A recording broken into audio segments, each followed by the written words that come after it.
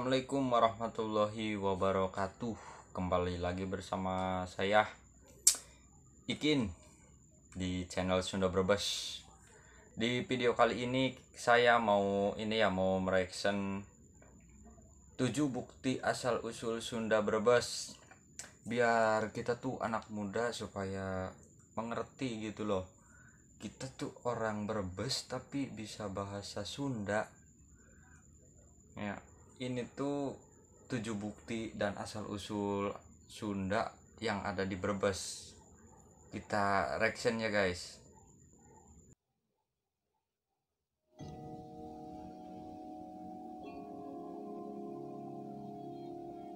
Ini nama channel ininya Suherman saja. Subscribe. 7 bukti asal usul Sunda Brebes di kampung budaya Jalawastu. Bentar. Ini itu ada acara ini ya, apaan sih? Kayak misalkan acara syukuran. Ini kalau di kampung saya mah namanya Sidekah Bumi. Ya guys, lanjut.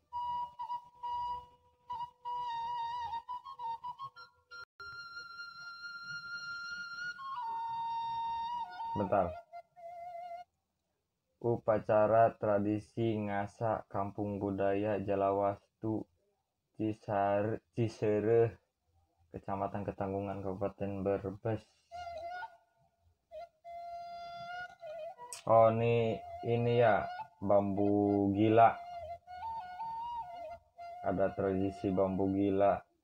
Bahasa Sunda Brebes adalah bahasa Sunda yang digunakan oleh sebagian masyarakat di Kabupaten Brebes, Jawa Tengah, terutama di bagian selatan dan barat daya wilayah. Ini yang ngomongnya ini ya, Kabupaten Brebes merupakan salah dari satu Google. kabupaten di Jawa Tengah yang berbatasan dengan wilayah Jawa Barat di wilayah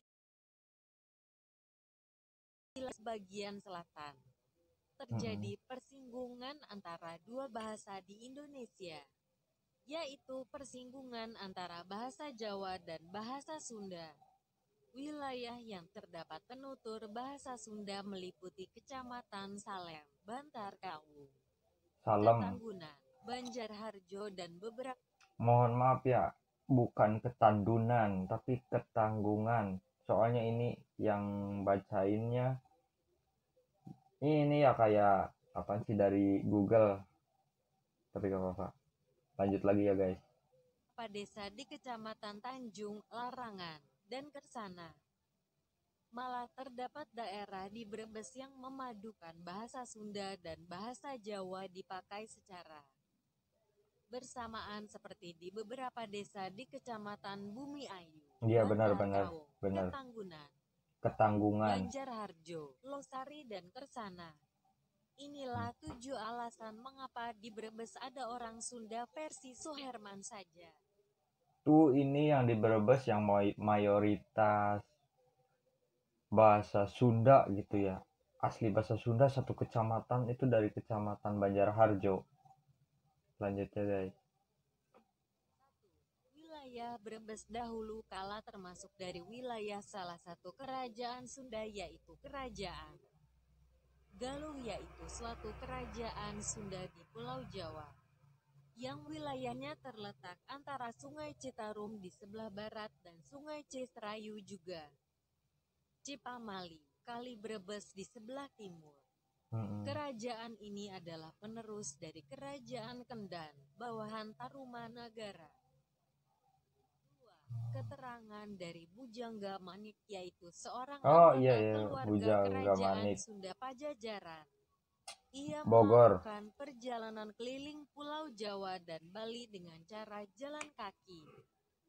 Perjalanannya dimulai dari tempat tinggalnya di Pakuan, Kota Bogor sekarang, melintasi daerah pesisir utara Pulau Jawa, dan ketika kembali ia menyusuri wilayah bagian selatan.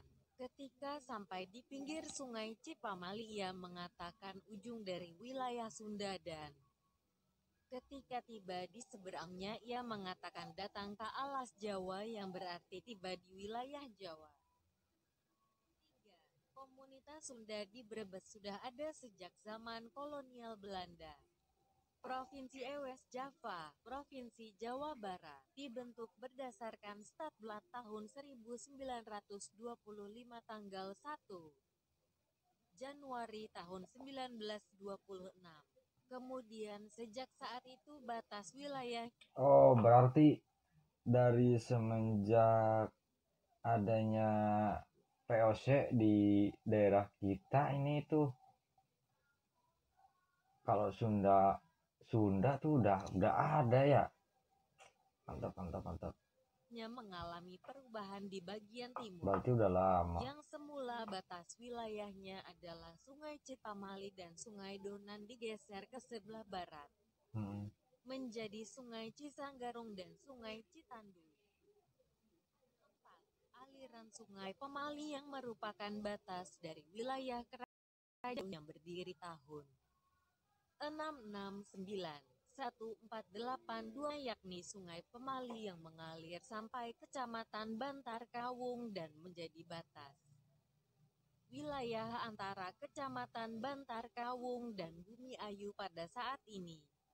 Bantar Kawung berada di sebelah barat Sungai Cipamali dan terbukti. Ini kalau ini apaan sih, Sungai Cipamali itu memisahkan antara Kabupaten Brebes dengan Kota Tegal ya guys.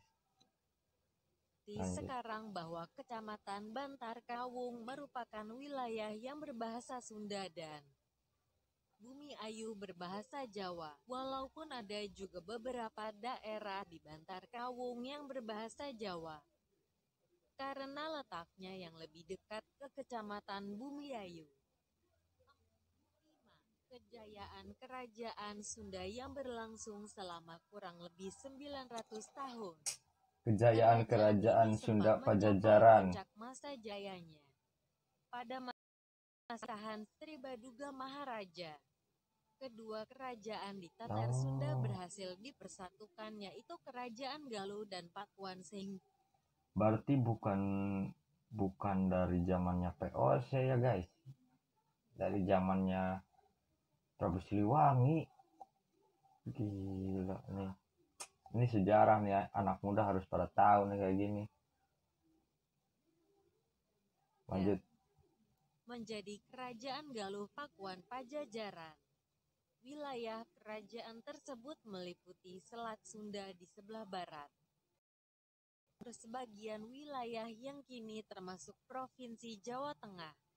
Bukti bahwa keberadaan daerah-daerah di Jawa Tengah pernah menjadi bagian dari wilayah Sunda.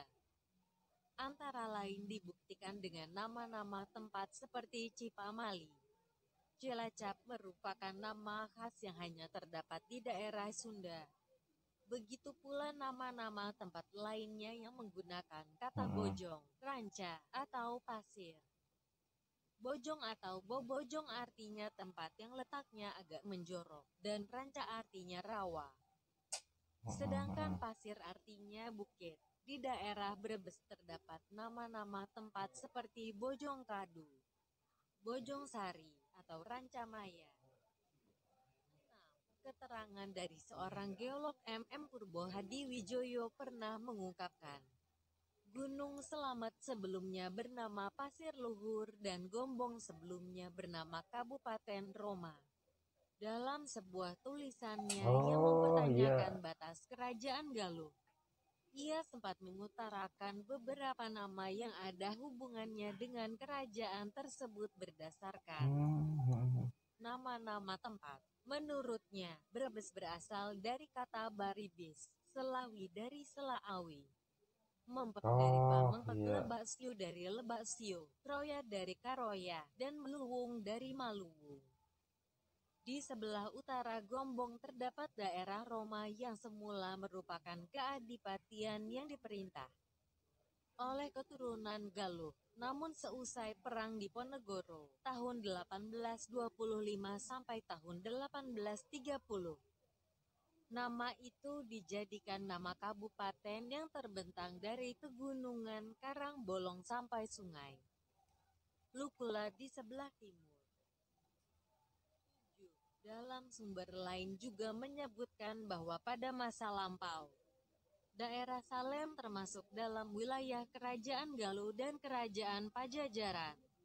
Ada cerita lisan yang mengatakan bahwa penduduk Salem ada keterkaitan dengan kejadian perang Bubat zaman Majapahit. Perang Bubat adalah perang yang terjadi akibat perselisihan antara Mahapati Gajah Gajah Mada Mada dari Majapahit dengan Prabu Linggabuana. Maharaja Linggabuana dari Kerajaan Sundadi.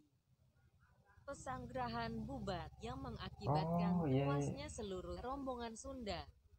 Setelah perang Bubat, ternyata tidak seluruh punggawa, pengawal, rakyat Pajajaran mati terbunuh dan kembali ke Jawa Barat. Ada sisa-sisa punggawa tersebut menetap di wilayah Kecamatan Salem. Peninggalan penduduk pertama tersebut sebagian dapat dilihat di situs Gunung Sagara, Lautan. Pada abad ke-19 ditemukan naskah lontar tua di situs Gunung Sagara yang menggunakan bahasa Sunda kuno. Naskah ini dibawa Bupati Brebes Candranegara dan diserahkan kepada seorang. Berarti kurang lebihnya awal mula adanya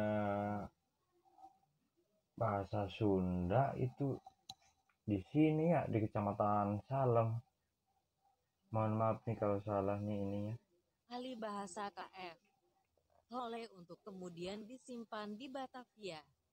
Demikian 7 asal-usul adanya orang Sunda di Brebes versi Suherman saja.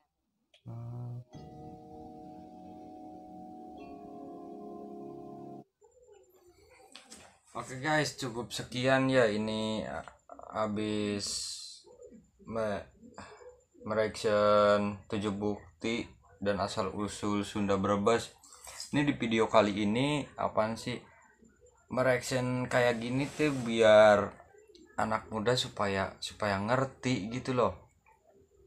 Soalnya kebanyakan anak muda sekarang tuh kebanyakan pada main HP, pada main game gitu. Enggak pada mengerti tentang sejarah gitu loh. Ya udah cukup sekian video dari saya, kurang lebihnya mohon maaf. Jangan lupa like, comment, and subscribe ya. Assalamualaikum warahmatullahi wabarakatuh.